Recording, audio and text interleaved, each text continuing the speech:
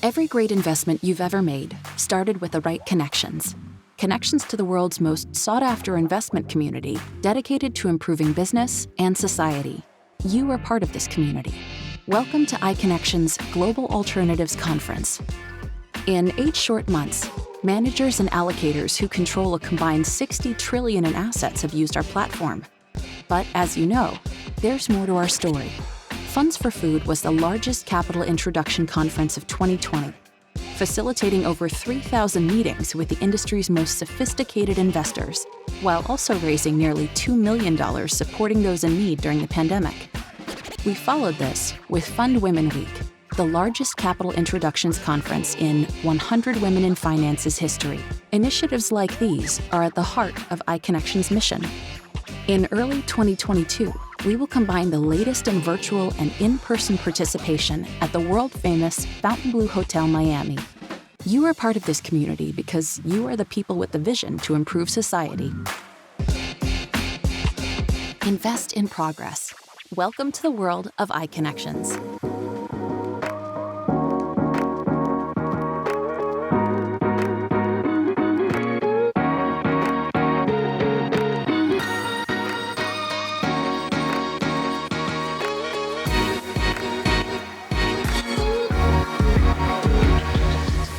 Hello everyone, I'm Ron Biscardi, the CEO of iConnections. I'd like to thank all of you for participating in this year's Global Alternatives Conference. This is our first year hosting this event, and of course, it's virtual. But we are looking forward to our first in-person Global Alts event, which will be held at the Fontainebleau Hotel in Miami Beach during Hedge Fund Week in January 2022.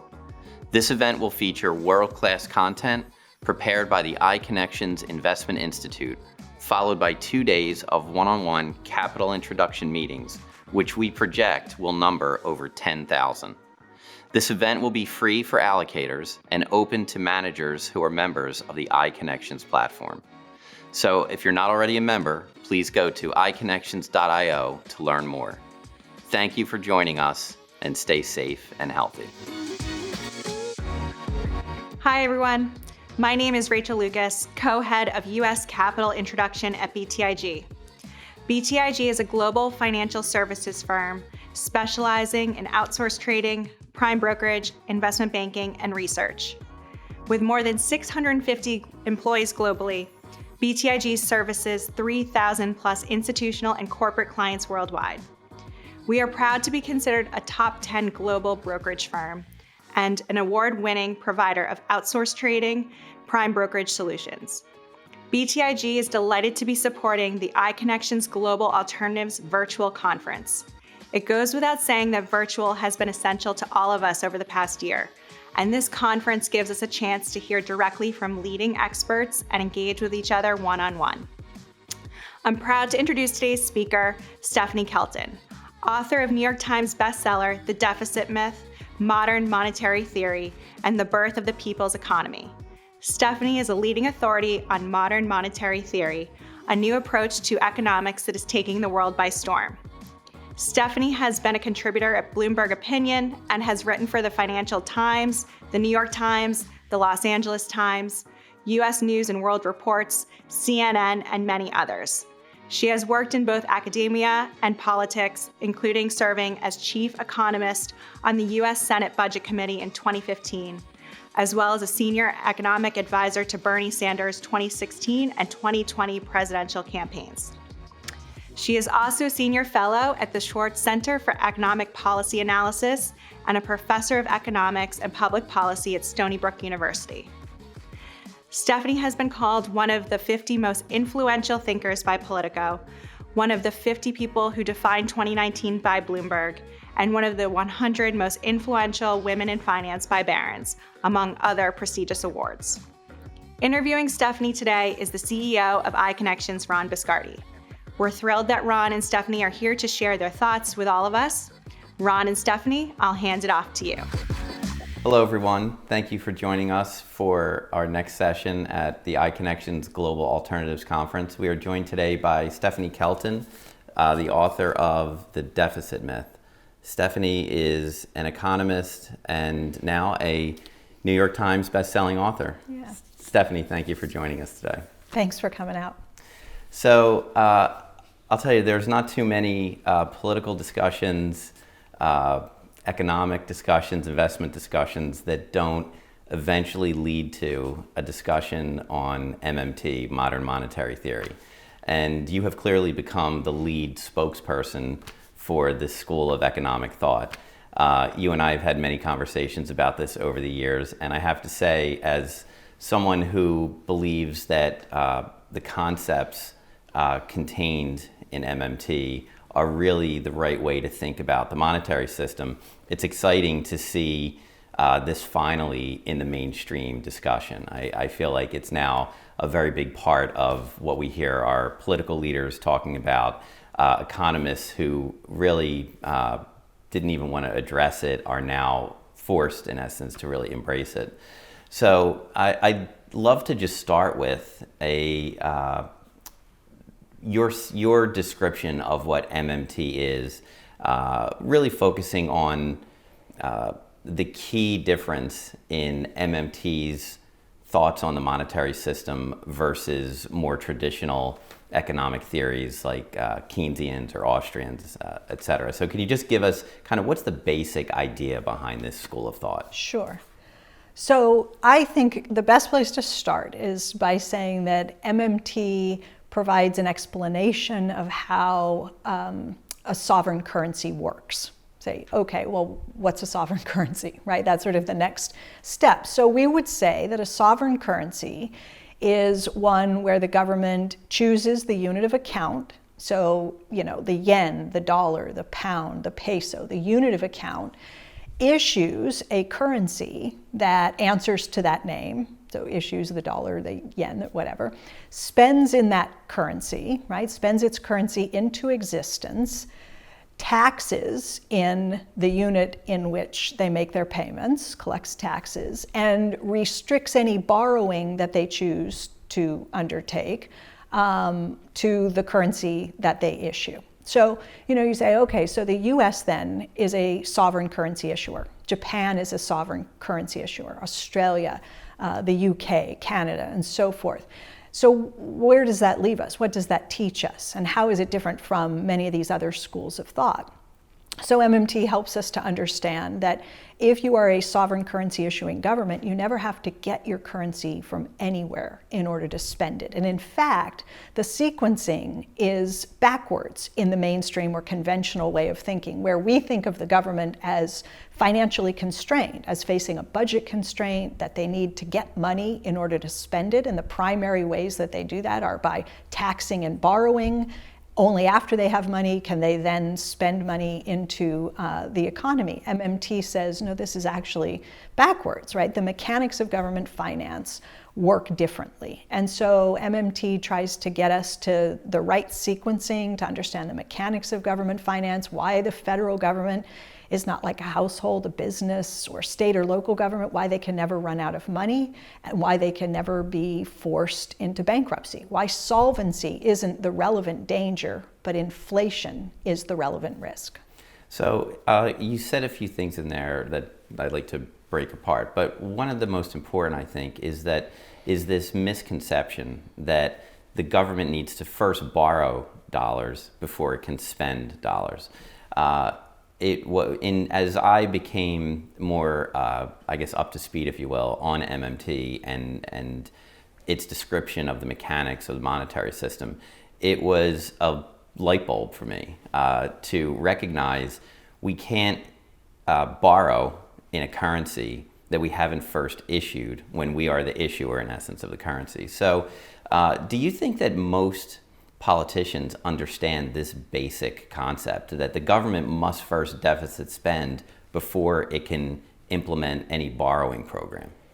No, I don't think most politicians understand. I think most politicians have the other frame, right? That they believe that they're working with a budget, that in some sense it's akin to the household budget, that there is a limit on how much you can afford to spend, and that you've got to come up with the money somehow. And so, you hear this all the time, right, in political discourse, where they talk about the government needing to find the money. Just using words like that suggests that the government doesn't have it, but someone else does. So where does it come from? Well, it either comes from the taxpayer or it comes from the saver. So you've got to, again, we're back into that thinking that the government has two primary ways of raising the money that it needs in order to spend, taxing or borrowing. And most politicians haven't yet come around to the working of the federal budget. And it's kind of funny because so many members of Congress come to Washington, D.C., having first been a mayor or a governor. And so they've got experience where the budget constraint is real and where they are actually constrained by how much they can raise in taxes, and they are subject to a balanced budget requirement. And so they bring that experience with them to Washington and often fail to flip the switch and recognize that the game works differently now. Right, because the federal government is an issuer of the currency, whereas a state and a local government, they really are closer to a household in the sense that they have a budget, they have to borrow in a currency that they don't issue. But it's really the federal government that is a different animal, if you will. Yeah, and that's why governors and mayors across the country have, for so many months now, with coronavirus, been pointing their finger at Washington, D.C. and saying to Congress, we need your help, right? We can't do what you can do. And even in some cases, with Governor Newsom in California, he has said things like, we can't print money, so we're going to have help from the federal government if we're going to, protect essential services and so forth. So this is, I'm sure, going to sound like a crazy concept, but when you think about the mechanics of the system in this way, it doesn't feel to me like the federal government actually has a debt. We call it debt. I understand why we call it debt, but I don't believe it's debt in certainly not in the same sense that it would be for a state, a city, or an individual.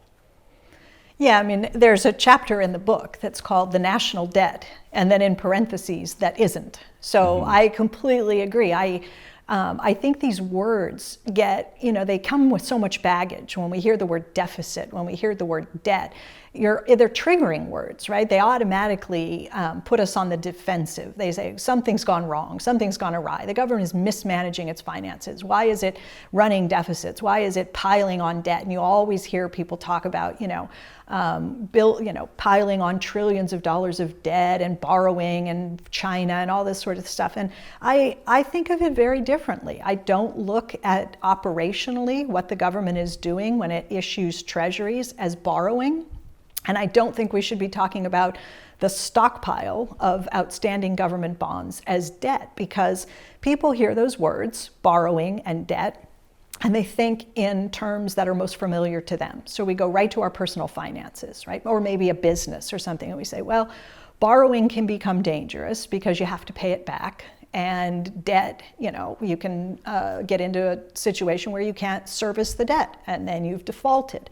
And so what the government is doing, really, if you think about it, is it's choosing, right? A currency issuing government never has to borrow its own currency from anyone in order to spend. So that's the first really important point. What it does is it chooses to match up its deficit spending by selling U.S. Treasuries. So if we do this in really simple numbers, and I say the government is spending $100 into the economy, but they are only taxing $90 back out. Okay, we label that a deficit. I wish we didn't. I wish we just called it net spending.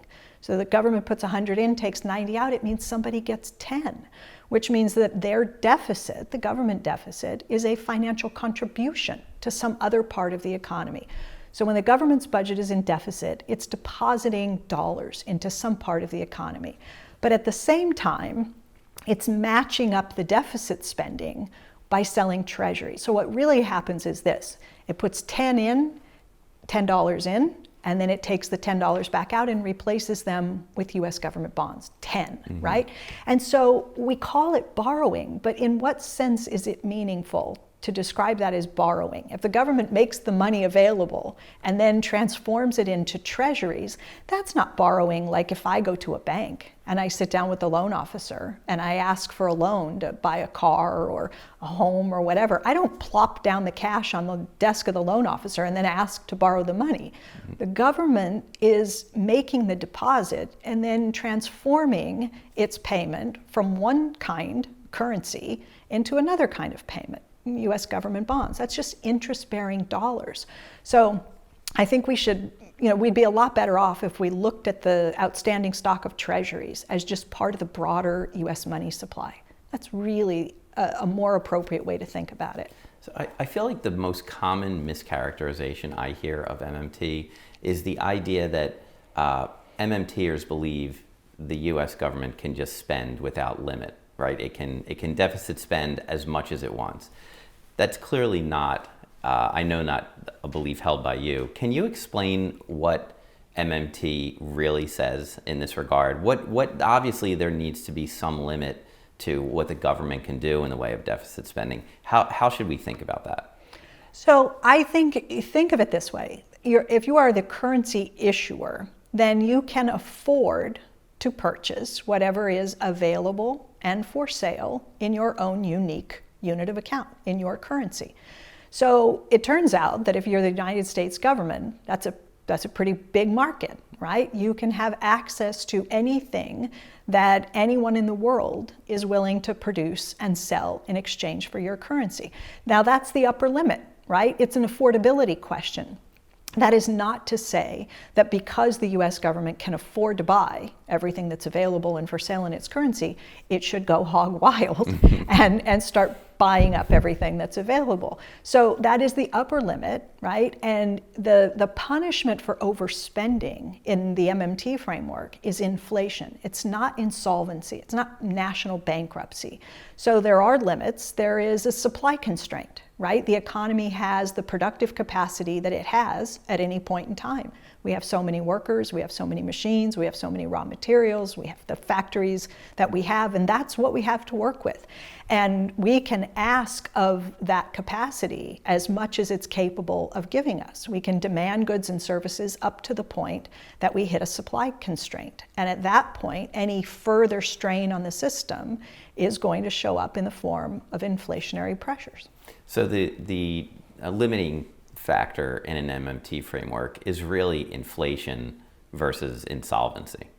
That's exactly right. I mean, if you said to me, Ron, give me MMT in a sentence, tell me in one sentence what it's all about, I would say MMT is about replacing an artificial, a fake, a phony, an imaginary budget constraint with a real resource constraint, with an inflation constraint. That is the essence of sort of the project. So one of the common questions I get asked when I've been in MMT discussions is the impact on foreign currency exchange. So will the issuance of more dollars, potentially too many dollars, damage the dollar as the reserve currency globally? What's your response to that?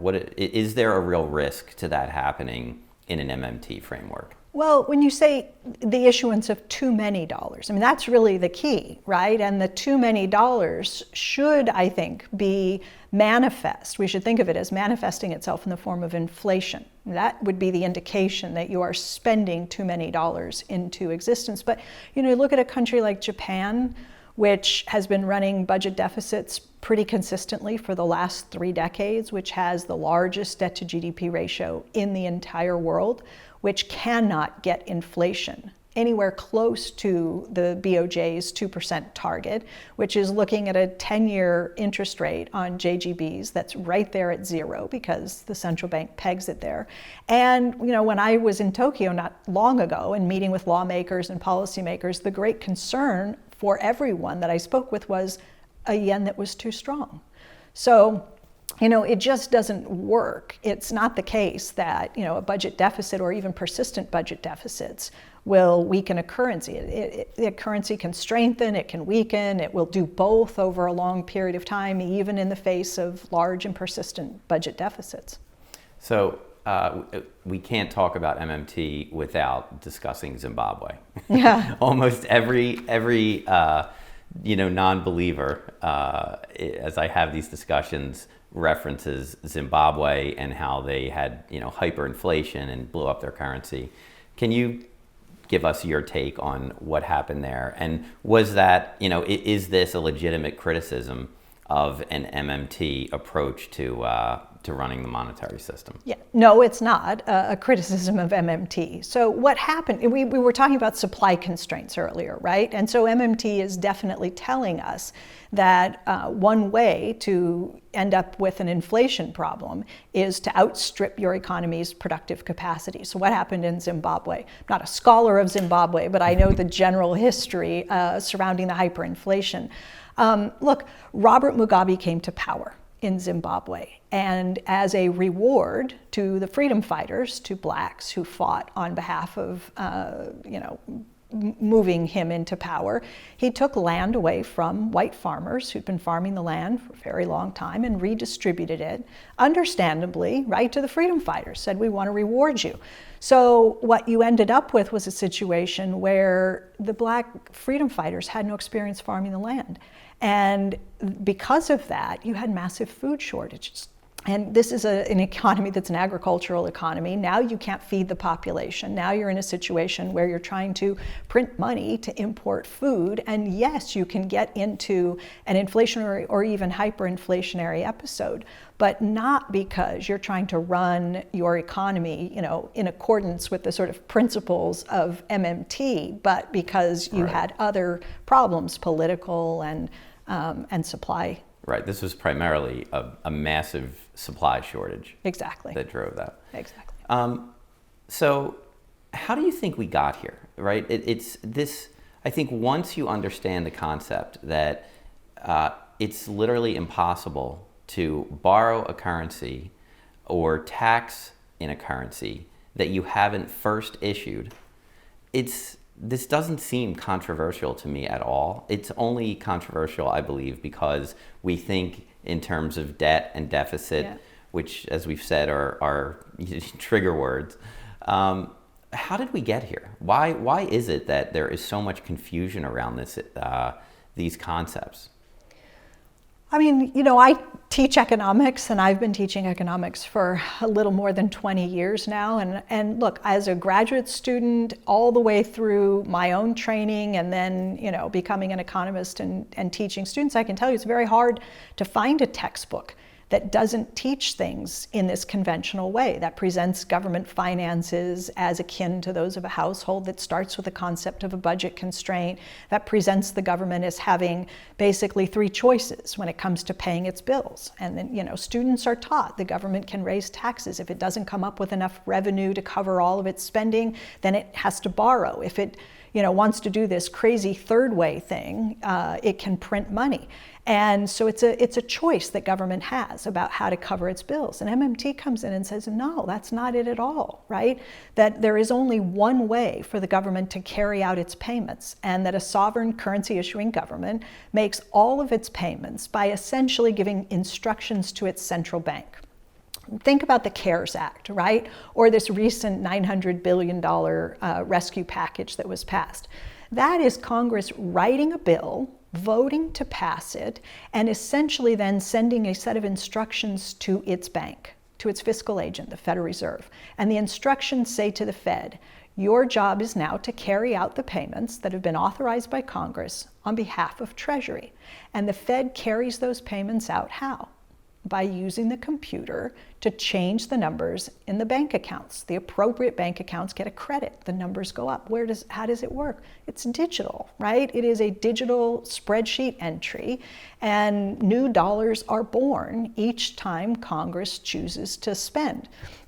So there's no other way for it to work. It isn't this menu of choices where you could have financed it with tax revenue or you could have financed it with borrowing, but you chose instead to create new money. No, there's only one way for it to work. It always is the case that when Congress spends, it gives birth to new dollars. So we've just inaugurated a new president, President Biden.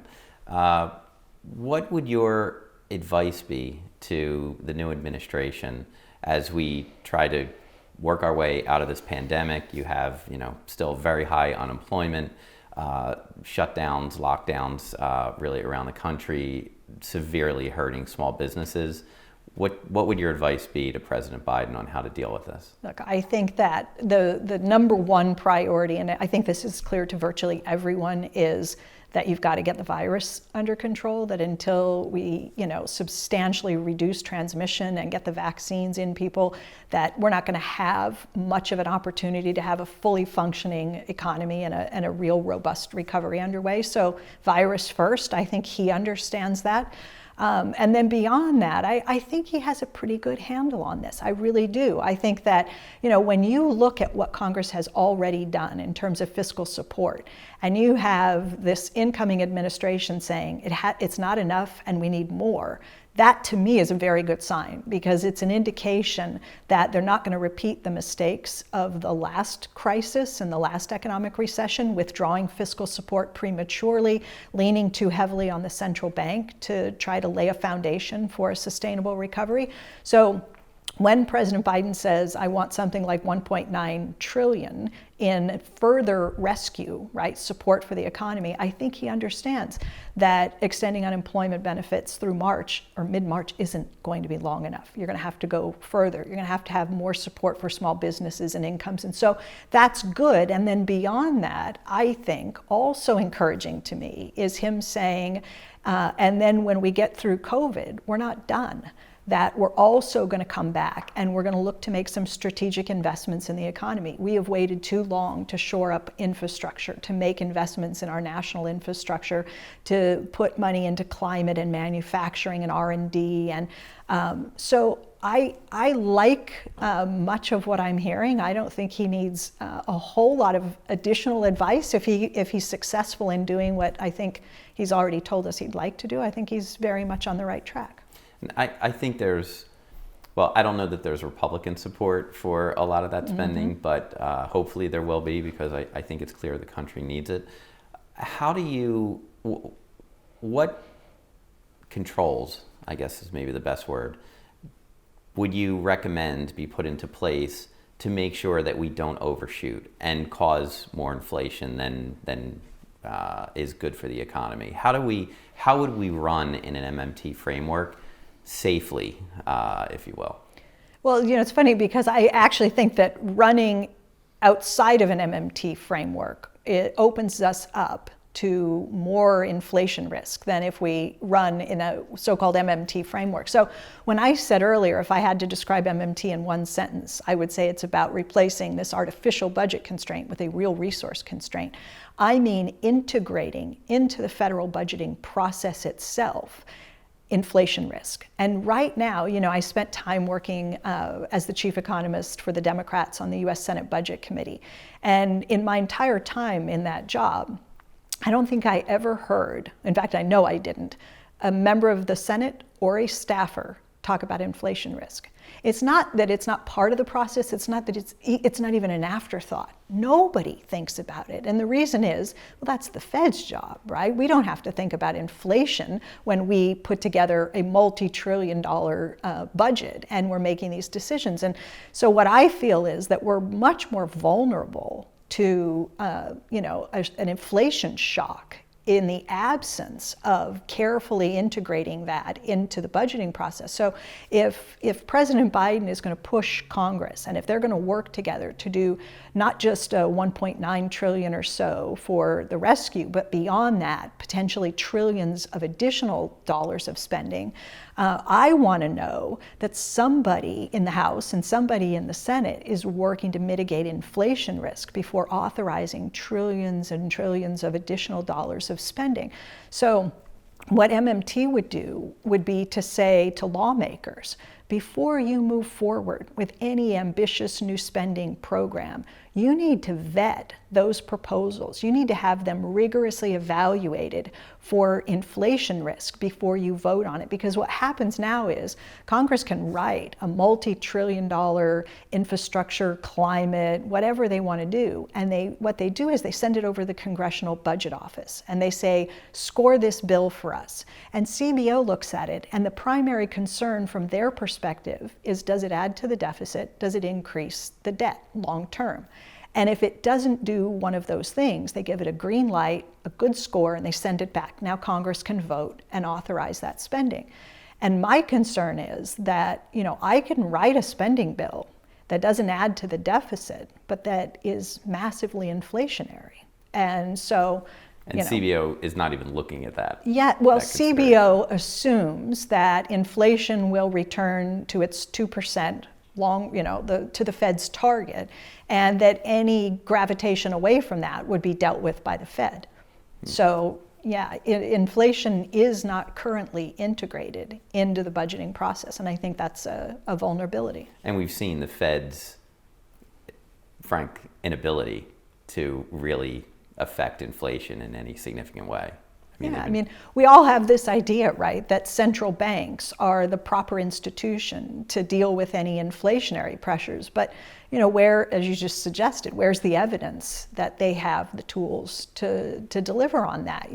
Somehow we've watched the Bank of Japan, and we've watched the ECB, and we've watched the Fed now for, in some cases, in the case of Japan, decades, trying and failing to hit its own 2% inflation target.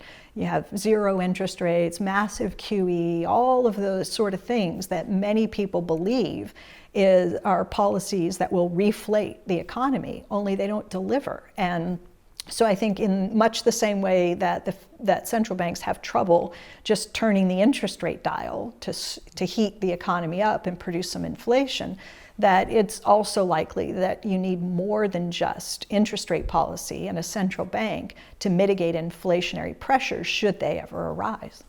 So if these concepts become mainstream, I think they're clearly in the mainstream now, but if you have buy-in to this way of thinking on both sides of the aisle, do you think that MMT has the potential to bridge this huge divide between Democrats and Republicans? I feel like Republicans are very worried about debt and deficits until it comes to a tax cut. And as soon as it's a tax cut on the table, they're a lot more comfortable with debt and deficits.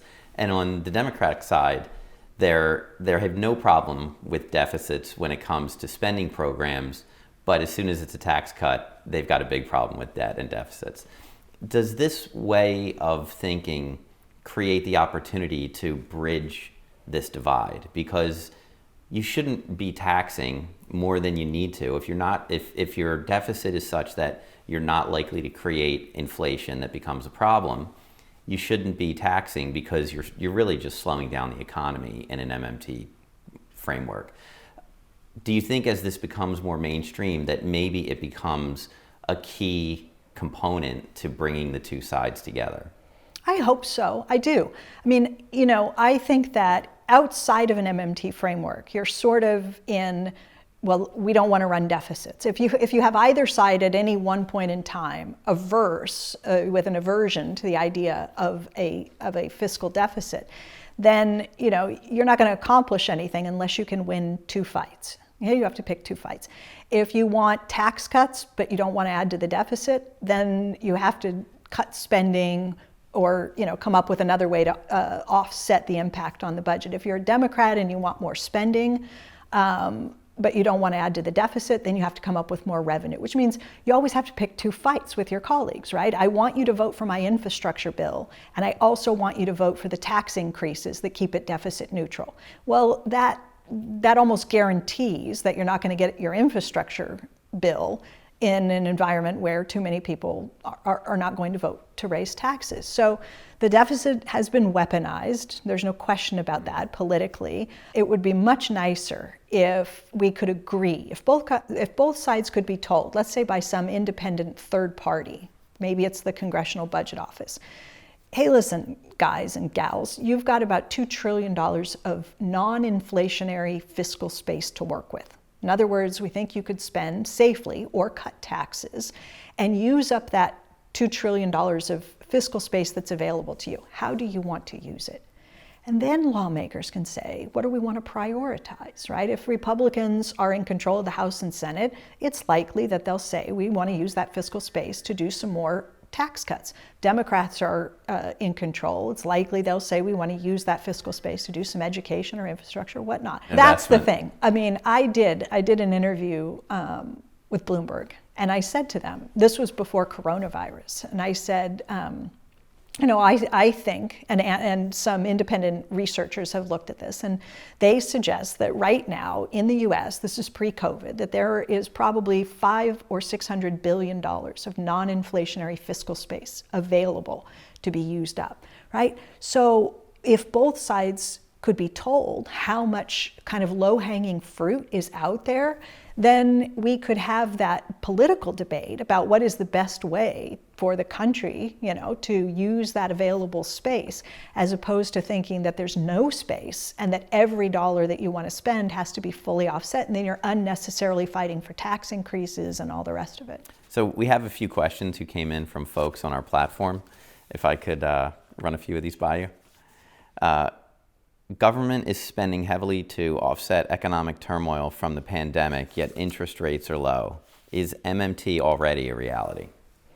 Yes, because, but MMT was a reality in the mid-90s when really this project started, when a group of us, a group of economists came together and started writing about the mechanics of government finance and how the monetary system works. So it worked in the mid-90s. It was a description of, how things work. It worked in the 2000s. It works, now.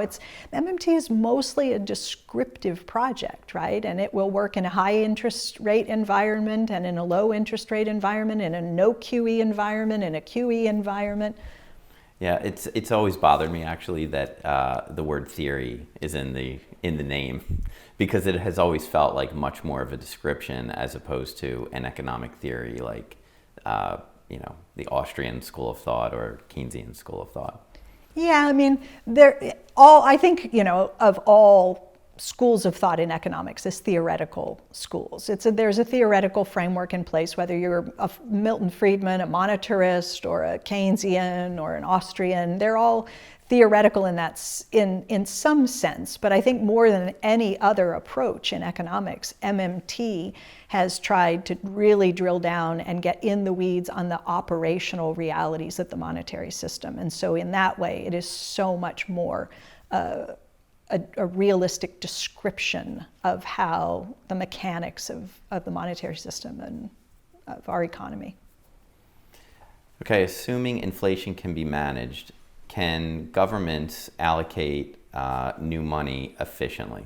So in essence, are governments, do you really want to put the power to spend and I guess to allocate the dollars into specific areas in the hands of the government? Is that really the most efficient way to do it? Well, it doesn't really, in a sense, matter what I want to do because the founders already did it. I mean, it is the founders who gave Congress the power of the purse. It is Article 1, Section 8 of the Constitution that gives Congress the ability to do what it does and to operate its budget unlike a household or a business or anything. So they already have that power. And I think that are they always going to make efficient use of that power? No. Do we want as much transparency and accountability as possible to, get them to make the kinds of investments in our economy that don't abuse the power of the purse? Sure.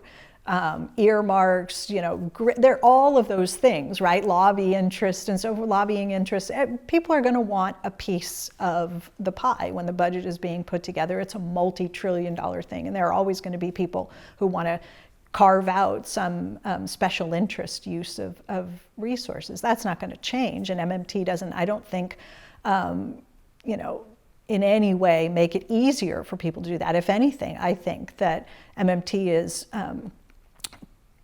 shining a light on the mechanics of how the system works and trying to get the federal budgeting process to transform so that we are better protected against abuses of the power of the purse. Okay, last question. The stock market is at an all-time high. Is MMT fueling the stock market boom currently? Well, no, because MMT is a description of how the monetary system works and mostly of government finance, right? So are there things that Congress has done that have helped to support the economy and support incomes that probably transmit themselves into support for equities? Sure. But I think probably more likely that some of what the Fed has done is responsible for some of that. Most of that runoff. Yeah. Great. Well, Stephanie, thank you so much for sharing your Sure, thoughts my with us pleasure. today and joining us for our conference. We very much appreciate it. Thanks for having me.